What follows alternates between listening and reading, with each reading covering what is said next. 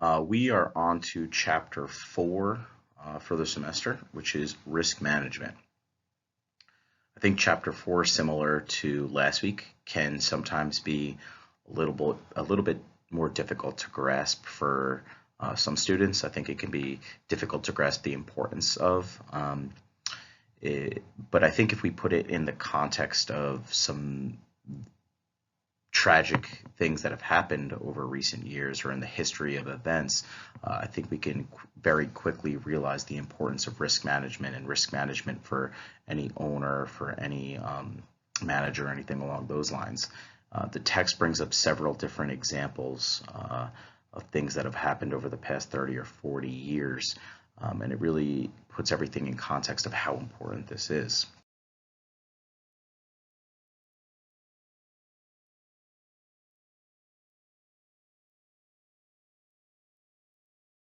So our objectives for this chapter, we want to clearly outline risk, what is risk, and what is risk management.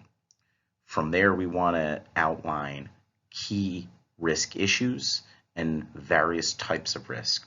After we can do that, we can start to identify concrete methods for actually minimizing or mitigating risks as an event manager, and what are the strategies we can use to apply risk reduction. So to just finish this slide up, what entails risk, or what could be a risk? And this really applies to any component of the facility or event that could possibly produce a loss or negative outcome. And it really is anything. So we have this limitless number of possible risks. Additionally, these risks have varying degrees of hazards and losses. So there's certain risks that we would deem acceptable, and the chances of them actually happening, if they are minute, we would deem them acceptable. Your text outlines 4 broad categories of risks: public liability with negligence or caused by negligence, public liability excluding negligence, business operations, and then property exposures. So public liability caused by negligence is probably what we think about on a more regular basis, and that's failure to provide a reasonably safe environment. So an example of this might be something like at a sporting event. What we recently have added at like baseball games, for instance, is the foul ball nets. We've added those because a foul ball can cause somebody harm if they're not paying attention to the game and don't see a ball coming and hits them in the face, something like that. Or another example of this might be something along the lines of maybe raising a fence. Your text did outline an example of people possibly falling over a very low fence from certain heights that could cause injury or even death, and this has happened before. Now, public liability excluding negligence is where individuals are affected by the practices of personnel. So we have various tools we can use to help protect us against personnel issues, most notably a standard operating manual. We also have business operations, where business interruptions, property loss, contractual issues, or employee health could be a type of risk. If employee let's say hurts their back or something along those lines trying to set up, that could be a type of risk that we need to help mitigate. And then lastly, some that are a little bit more difficult are property exposures like natural disaster and fire. In addition to the 4 different types of risks that we just mentioned, you can categorize risks into 3 different types. You can categorize them into human risks, facility risks, and environmental risks. And more often than not, we think of human and facility risks. So within each category, there's several subsets. So you could look at sports participation. So maybe you're hosting some sort of 3-on-3 basketball tournament, and you are probably going to focus more on the participation element of risks in that class. There's the spectator risks. Maybe you're hosting a major event that has, 1,000, 2,000 spectators, so you have to start to consider that. Are the bleachers safe for the spectators? Do we have to worry about spectators fighting? If the book mentions alcohol, if there's alcohol consumption, that could create some risk with excessive alcohol consumption.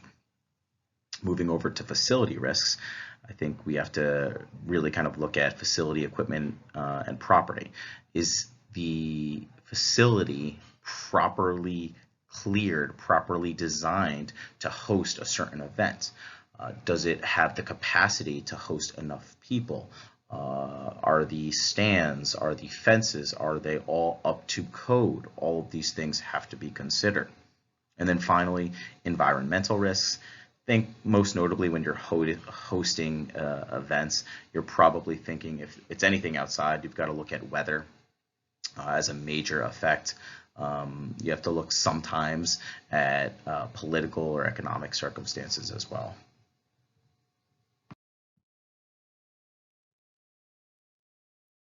So we've been talking about risk management, and really it's a broad spectrum.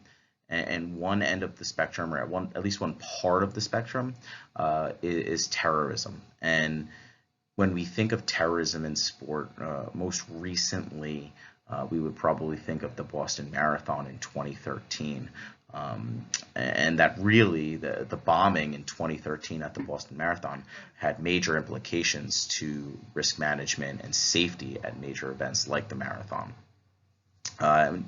You can also think of the 1996 Atlanta bombing. You could also look at Munich in 1972. There's been several movies on this now.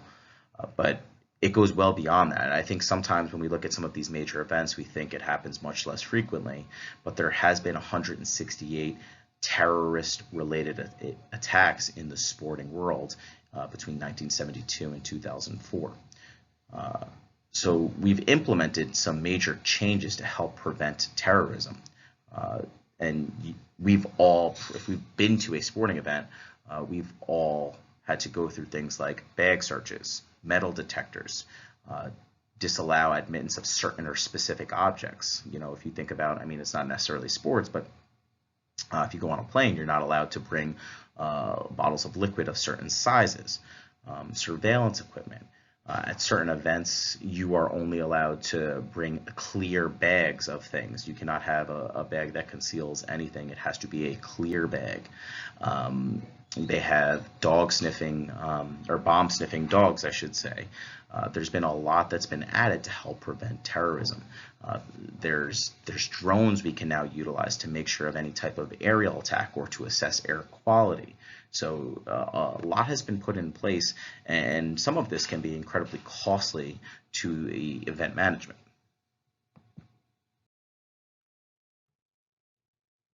So we've talked about risks, we've outlined what they are, we've defined it. Now, right, we have to get a definition for what is risk management, right? And I think the best definition is simply a sound framework to minimize the potential and severity of the risks.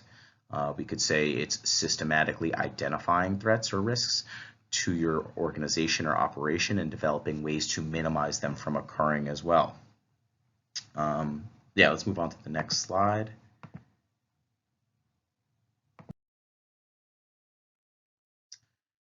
Well, why would we consider risk management, or why would we put time and effort into developing good or strong risk management? There are many benefits. Here are 6 that your text outlines. One is obviously to reduce the likelihood of undesirable and costly impacts. You know, if somebody dies at an event, right, not only is that a terrible tragedy, this could lead inevitably to litigation and cost event managers, cost organizations a tremendous amount of money. We want to increase the safety of the patrons. We want to improve financial issues. We want to reduce costs associated with insurance premiums. So if there is a negative outcome on an event and insurance does have to cover it, this could possibly raise your insurance premiums. Just like driving a car. If you were to get into a car accident, what happens after you get into a car accident? Your insurance premiums, at least if you go through insurance, your insurance premiums are going to go up. So it's no different for event managers. You know, and then 5 and 6 is to improve the quality of the sporting experience. People want to feel safe. People absolutely want to feel safe. So if they see that security measures are in place, they're going to feel a little safer in the environment. And then for number 6, as the event manager, as the employees, you want to have a high level of confidence that your event is going to go over well.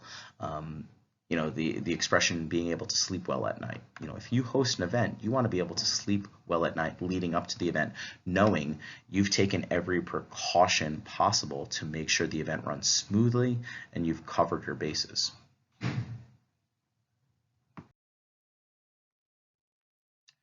So we outlined several steps in the risk management process, and first and foremost is risk identification. And essentially what you do here is you outline every possible risk to the event, the environment, structures, the marketplace, and you can actually go through an audit for this, systematic critical examination of the facility or event to identify the key risks or safety issues. So you could put together some sort of list after brainstorming with a team, and then what you can do is you can do an audit and you can identify those key ones. So after you've identified all of the key risks, we need to do a risk analysis. And we want to categorize the levels of risk in an event. You can categorize this in 2 different ways. How likely is the risk to occur? So if we are in Florida, for instance, we can categorize the risk of an event in September or October and say a risk could be that there's a hurricane coming. Right? There's a hurricane coming. That's during their hurricane season. So if we're 6 months out, how likely is the risk to occur? Well, we have to get some information. What's the likelihood of a hurricane occurring in the months of September or October? And then finally, in addition to how likely it's to occur, the other thing for a risk analysis, the other step is what are the consequences associated with the risk? If a Category 5 hurricane is coming to your venue, there are catastrophic consequences. But if we're talking about something slightly different, whether it's just a rainstorm for an event, the consequences are going to be much less severe, and maybe the event can go on. So we got to categorize and assess the likelihood as well.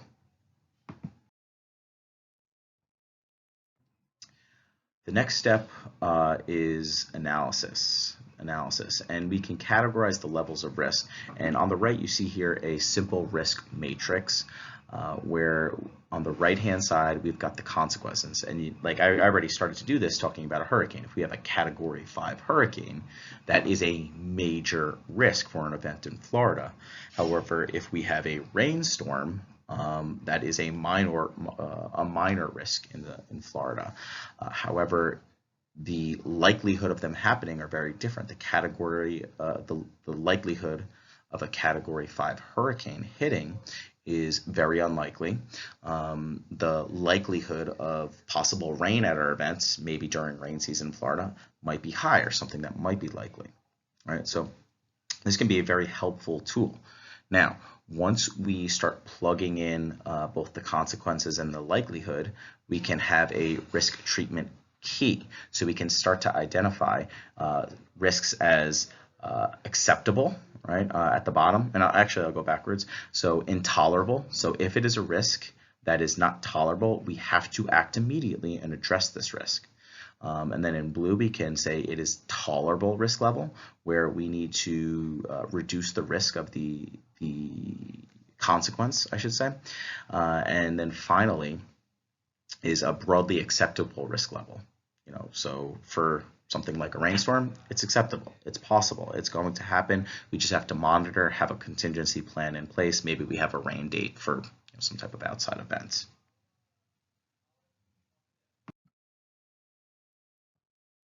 And the last step is risk evaluation. Determine whether or not the risk is acceptable or not. An example of this, and what most people are going to do, is a cost-benefit analysis. If you are planning an event and you see that there is a great risk of something happening, right? What are we trying to look at? Oftentimes, we're going to look at the liability. We're going to look at the cost of it. And if the cost of something happening greatly outweighs the benefit, we will not likely proceed. The book actually talks about alcohol usage at events. I think is pretty interesting. So at a lot of venues, it can be incredibly costly to get insurance or permits for alcohol sales. So what they will inevitably do is they will bring in outside organizations to facilitate the sale of alcohol at their event.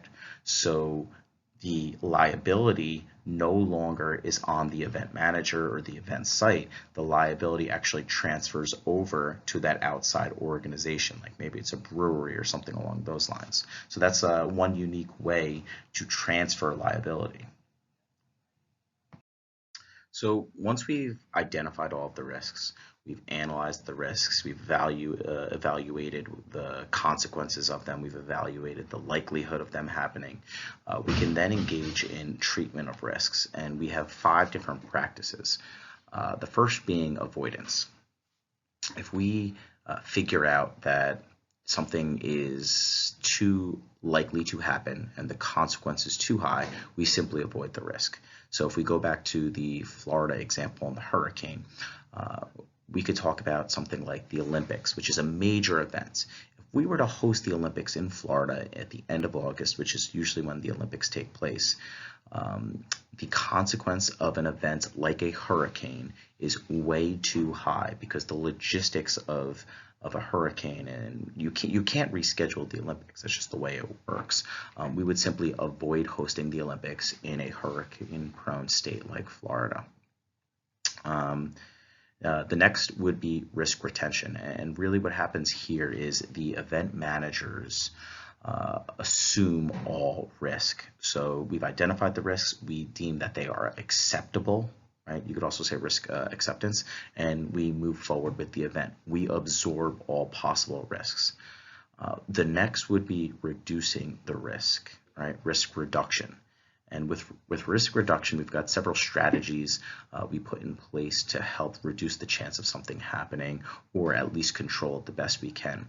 So an example of this is properly training your staff. So we reduce the risks of of death, maybe by making sure that all of our staff is certified in first aid and CPR. Or we could have something like a standard operating procedure manual to outline all of the steps that should take place if a risk does present. The next step is transferring the risk. And the most notable way we would transfer risk is through taking insurance, right? We take out insurance, and once we have waivers, or sometimes it doesn't even require waivers, insurance covers various things. So at my training facility, for instance, I have flood insurance. So if it were to flood and all of my equipment was destroyed, all of that equipment would be protected, and I am no longer at risk. That is at the risk of the insurance provider. And then lastly, retain the risk, which is very similar, I should say, to risk retention.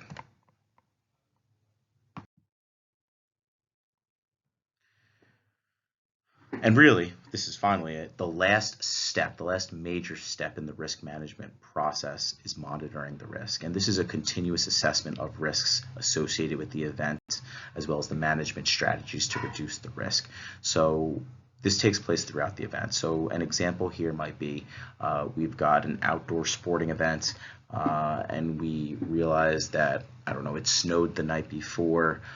We look at the event and we look at the grounds. We have to assess the risk of somebody getting injured at the sporting events, and then make a decision. So that's that continuous monitoring of the risk. If it snowed, is it safe for these athletes to play outside in this snow-covered facility?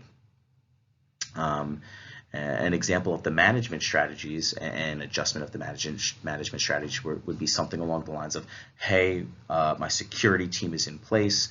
They're finding that, let's say, you have patrons climbing up the fence at an event to help or to better see certain things. So what do? You evaluate the situation, you go to your standard operating procedure manual, what are the steps associated to take care of this, and if the steps are not outlined, you have a system, at least or a hierarchy in place of management who address the system. Maybe security speaks to them, maybe they're removed from the facility, so on and so forth.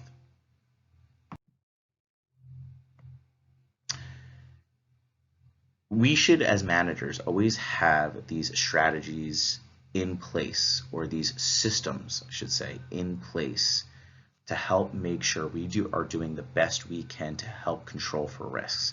So step one is really just documenting occurrences. This will give us a better indication of how frequent these things pop up, and if they are happening more frequently than we originally thought they would, then we can update or adjust the plan as necessary.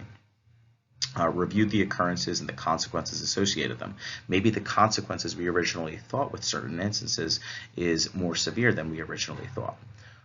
Review unexpected occurrences and develop a plan to mitigate them. So when you originally outlined, let's say, maybe a standard operating procedure manual, or when you originally outlined your risks, maybe now after hosting several events at your given venue, you've found new risks. Well, what we need to do is add them to our lists, and maybe we can now put a new plan in place to help manage them.